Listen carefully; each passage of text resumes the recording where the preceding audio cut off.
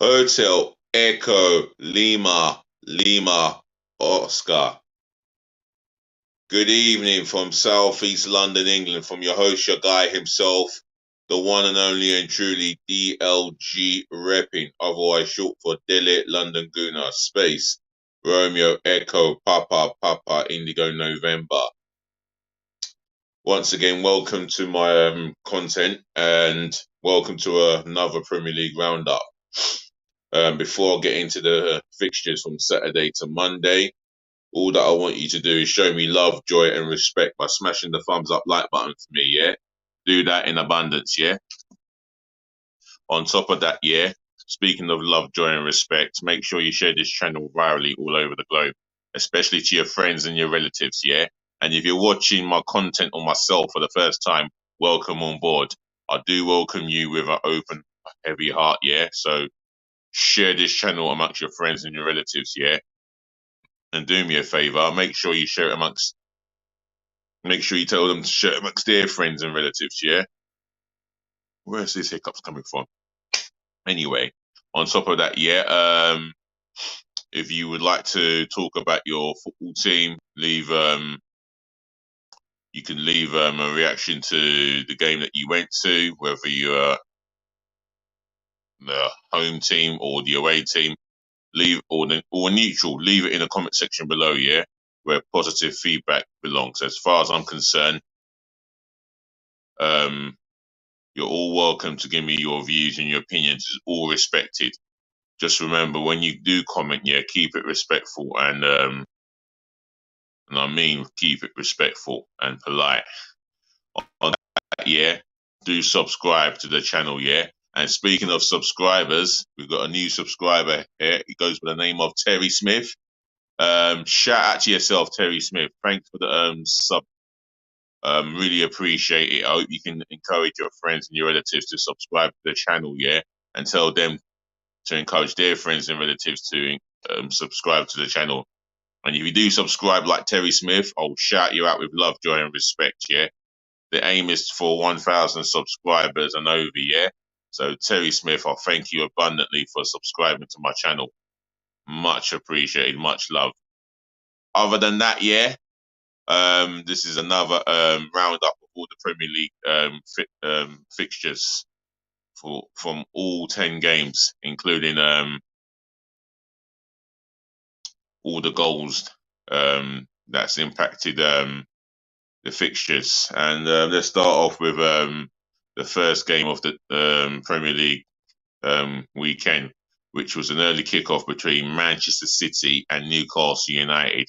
It finished, it finished not yet.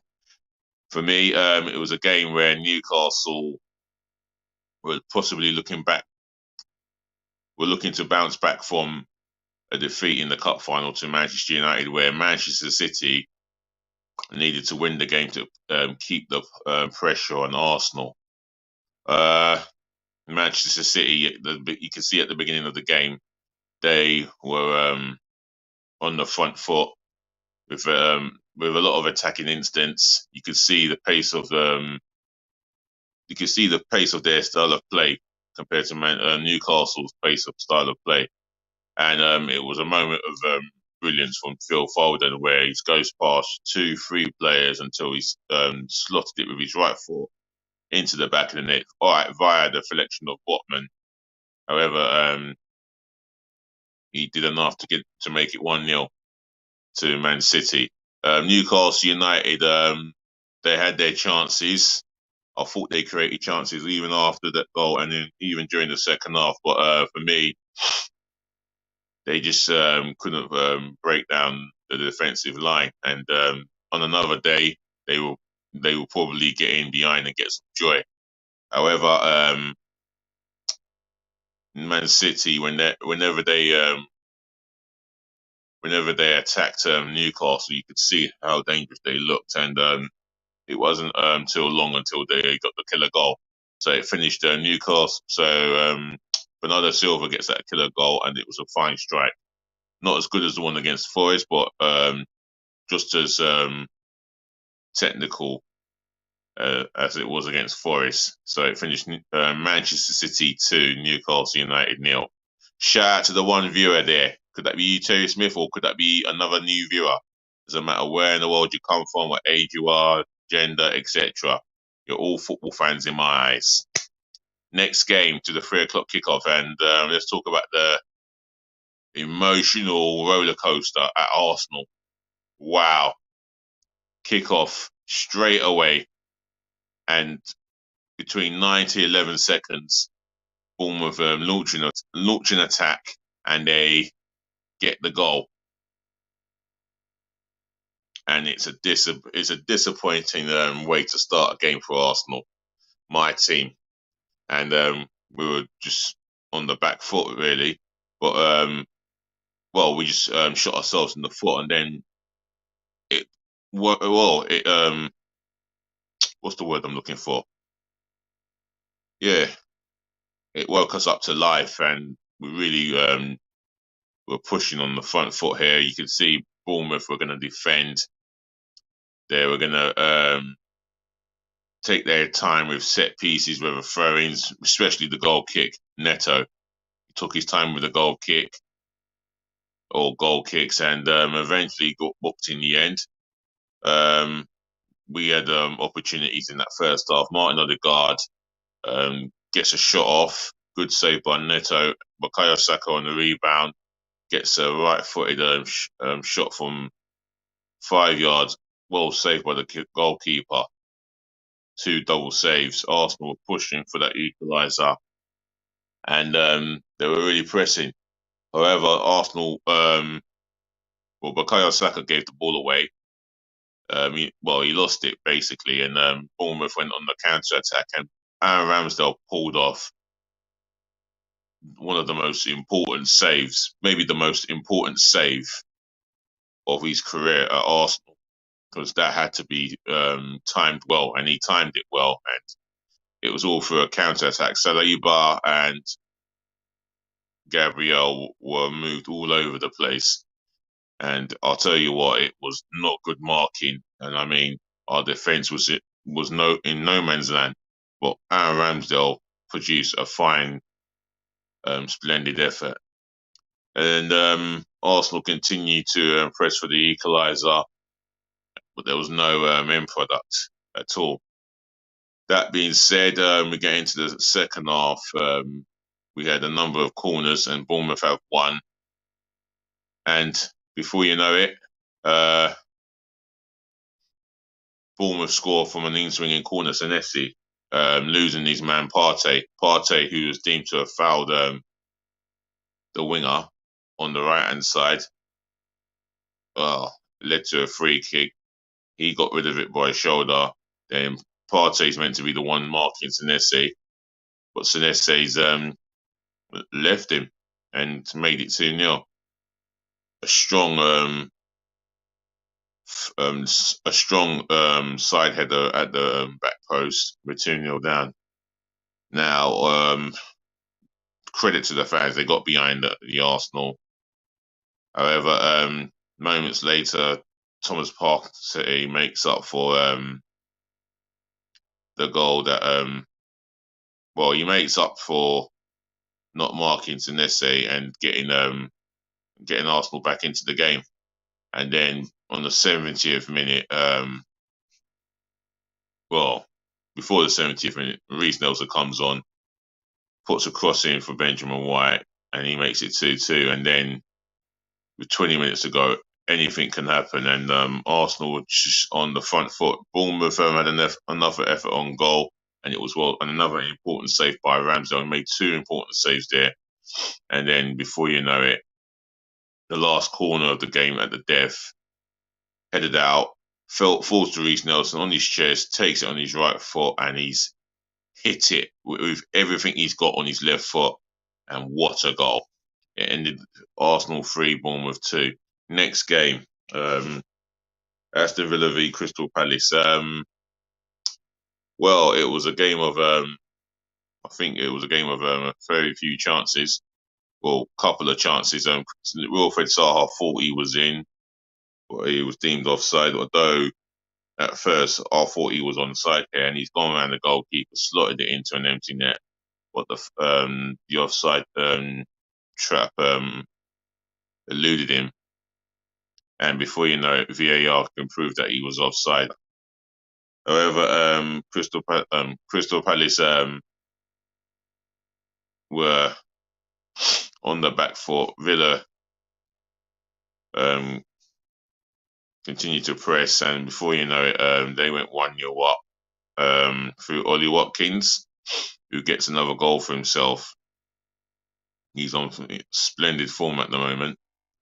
And there was a sending off the Corey, 2 yellow card offences. The first offence was on Boubacar Kamara, and he really hurt it. He really hurt him.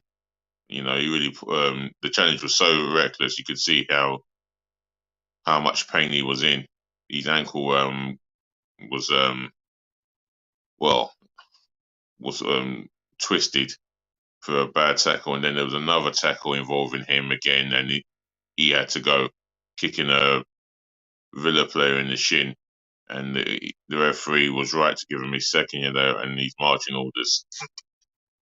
Crystal Palace didn't really threaten as such, and I thought Aston Villa were valued for their 1-0 lead, and in the end, they held on to cling on for the 3 points. Aston Villa 1, Crystal Palace 0, full-time result. Brighton Hove Albion v West Ham. Home side with home advantage, and I'll tell you what, the football they played in that game. Solly March going close, nearly scoring a similar goal to Phil Foden's against Newcastle. And then the more Brighton put the pressure on the West Ham defence, the more likely they were to break the deadlock, and they did break the deadlock in the end, going 1-0 up. Can't remember the goal scorer, but Brighton fans, you can remind me of the goal scorer there. West Ham were just very slow to come out of the traps, and before you know it, 2-0. Again, good goal. I think it was a good finish, but from West Ham's part, more shocking defending and very toothless at times. In fact, they were toothless all game, I believe, and then Matuma makes it 3-0 before you know it, with a good finish. And then to sum it all up, 3-0 turns into 4-0. I mean, Brighton were definitely playing the best football. Well, they're playing very good football, and they were worthy of their lead. So it finished Brighton Hove Albion 4, West Ham United 0. Do excuse me. Oh dear. Do excuse me. Right, next game. Chelsea v Leeds United. Now, the pressure's been on Graham Potter for some weeks and maybe months now. However, Leeds United are obviously fighting for their lives to avoid relegation. And this was like a 6-pointer. Who would get it? It would require an element of luck, but I don't think there was an element of luck. I think Chelsea started off. It seems like Chelsea started off on the front foot, early stages of that game. Leeds grew into the game and started to get a sniff into deep into Chelsea's territory, and I think Kepa Arrizabalaga pulled off one, if not two, good saves, and I think Millie had to pull off some important saves as well. But it was Chelsea got the goal in the second half. Ingswinger corner comes in, and Wesley Fofana, ex-Leicester City centre half, gets the only goal of the game in this contest. So it finished Chelsea 1, Leeds United 0. Next game, Wolverhampton Wanderers v Spurs. What can I say? I think Wolves were. I think Wolves were valuable for their victory. And I feel that Tottenham, well, they created opportunities when they can, but you could see there's a lack of confidence in some of the players, and it was as if or two, three players were going to make it happen for Tottenham. That being Son or Richarlison, who's struggling to score a goal, or Harry Kane, and it wasn't to be. And Wolves get the only goal of the game. Oh, I can't remember the goal scorer here, but if anyone remembers the Wolverhampton Wanderers goal scorer, I think it slipped my mind. It might have been Cunha who got the goal. Kahina, or was it Ruben Neves? Or no, Adaman Traore. He gets the only goal of the game, and it was a good goal. Um, don't think a Tottenham player got near him to close the door, and he has a bit of room to manoeuvre and gets his shot away, and it's past Fraser Foster. However, I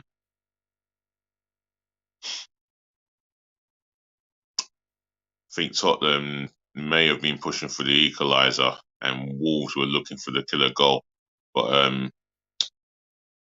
it was the only goal of the game, as I said, and so it finished Wolverhampton Wanderers 1, Tottenham 0. Last game, Southampton v Leicester. Alcaraz possibly lucky to be on the field. On another day, he would have been sent off by most referees. I think the tackle on a Leicester player was really bad, and it could have resulted in worse injury for the Leicester player. That being said, he goes on to get to give Southampton the lead when he's put clear through. He's raced through the defence and he's finished well. 1-0 Southampton.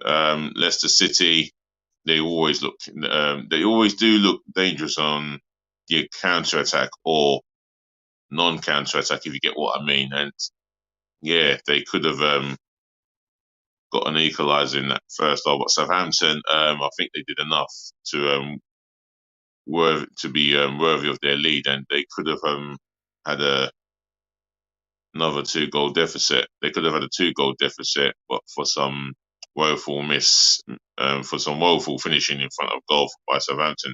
In the second half, I think Leicester were pushing for an equaliser, and at the end of the game, Squatter, the Australian centre half, he has a powerful header onto the bar and no avail. And I think Leicester City hit the woodwork twice, if I'm not mistaken. Nevertheless, it finished Southampton 1, Leicester City 0. Next game, Sunday's game, onto Nottingham Forest v Everton. There are two fixtures in the Premier League, and what a game it was, and an advert for Premier League football. Everton were on the front foot to begin with in the early stages, and they got a penalty, which was rightfully a penalty. Jonjo Shelvey with another clumsy foul, challenge that didn't need to be made, and Demarai Gray stepped up in his first start in how many games and sent the goalkeeper the wrong way, 1-0 Everton. However, give Forest some credit. They showed character, some fight, and they got back into the game through Brennan Johnson. Good finish there by the young man from Wales. However, Everton, should I say, Forest looked like the team to win the game or be going into the interval with a 1-goal lead. Nevertheless, it was Everton who got the 1-goal lead at half time. Long ball, not dealt with, and Abdoulaye Doucouré gets his header on the end of it, and he sticks it into the net, 2-1 to the Everton.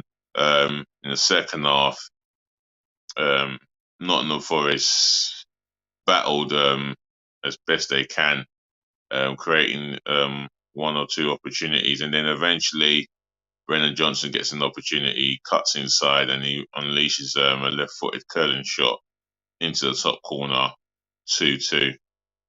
And you could see there was possibly one winner, or any one of the two winners. It could have been an Everton winner, because I think Everton were pushing for an equaliser, and then Forest were trying to catch them out on the counter attack, and didn't think the game lived up to the expectation in terms of opportunities created and efforts on goal, off or on target.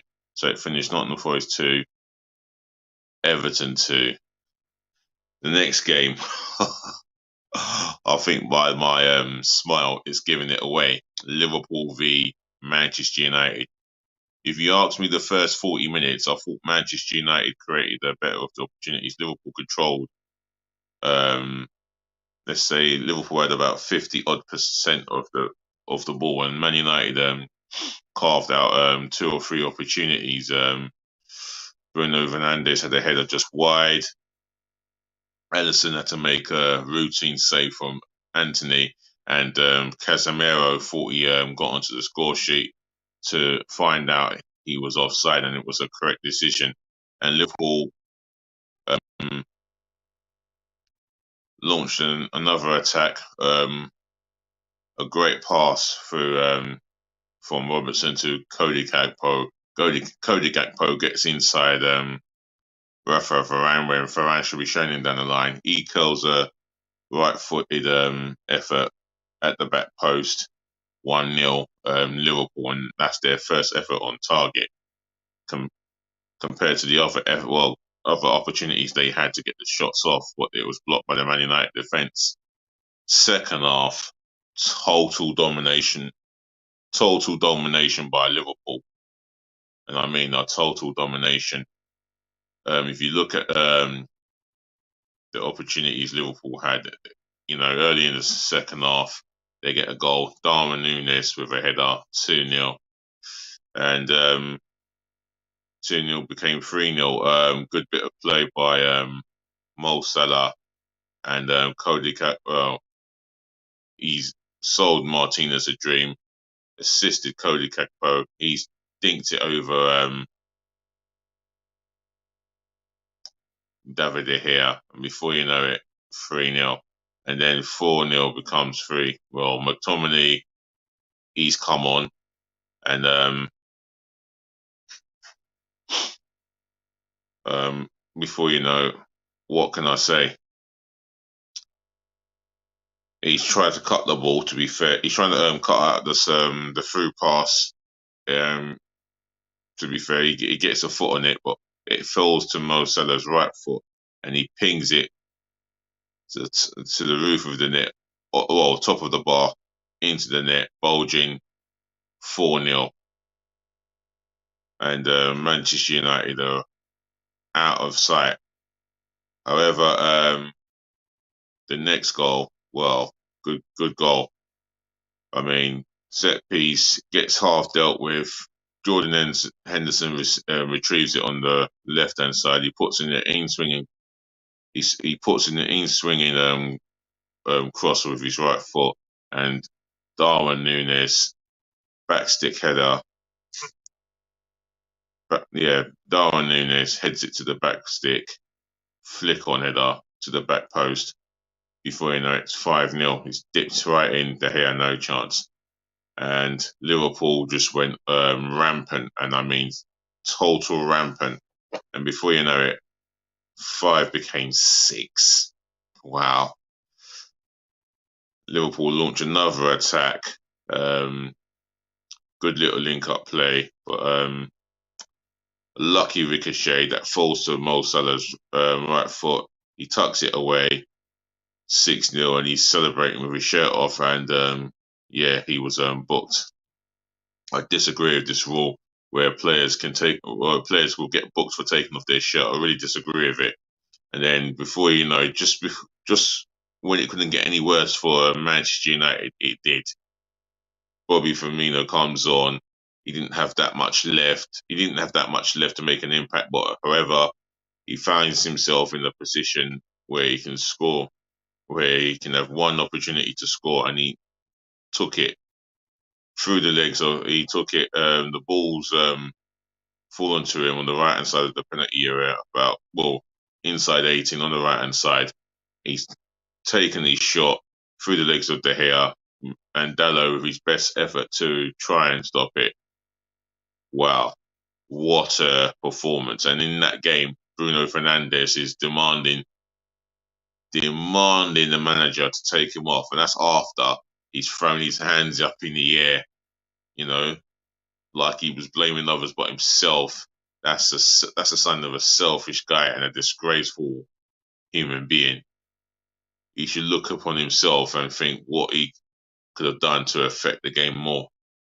But other than that, it finished Liverpool 7, Manchester United 0. I repeat, Liverpool 7, Manchester United 0. Next game, the last game of the Premier League campaign, involved Brentford v Fulham. I watched the first half up until the point where I went to bed just before the equaliser. However, Brentford started off well, on the front foot. Mbeumo, Rissa, and Tony looked a right handful, and they created a couple of opportunities, and then Pinnock has a deflected shot off Ream into the far corner onto Berlino's right hand side, and the ball's bulging past him, 1-0. However, for the Brentford were pushing for an equaliser, and Mbeumo has a free kick, a set piece from 20 yards out. A curling effort onto the left hand side of the post, where he's hit the outside of the left hand side of the post. Ivan Toney has a free kick on the left hand side of the penalty area, about 20 yards out. He's gone for the curler, top bins, but hits the top of the post, or skims or just clips the top of the post. Before you know it, Fulham has a free kick. Pereira, with an effort of his own, hits the bar. The ball falls down to Solomon, and Manor Solomon, who's on form, he heads it into an unguarded net, 1-1. Brentford, well, they come out in the second half a lot stronger, with a lot more desire and a lot more hunger to win a football match. And you could see their perseverance paid off, because they got a penalty from 12 yards, and Ivan Toney's on the pitch, and I think you put your whole life savings and your house on it. He will find the back of the net, and find the back of the net he did, despite Leno going the right way. Then Brentford really got control of the game. They gained control of the game, and deservedly went 3-1 up. And it was, I think it was Jensen who got the goal for them to make it 3-1. However, in the 99th minute of stoppage time, Vinicius gets a consolation, but that was possibly the last kick of the game, and it was the last kick of the game, it turned out to be. So it finished Brentford 3, Fulham 2. And that's all my Premier League review done, and my Premier League roundup review done, should I say. And what a pleasure it is to go through all the fixtures again with you guys at home watching. So, ladies and gentlemen, to the boys, to the girls, once again, allow me to say thank you for listening, thank you for tuning in, thank you for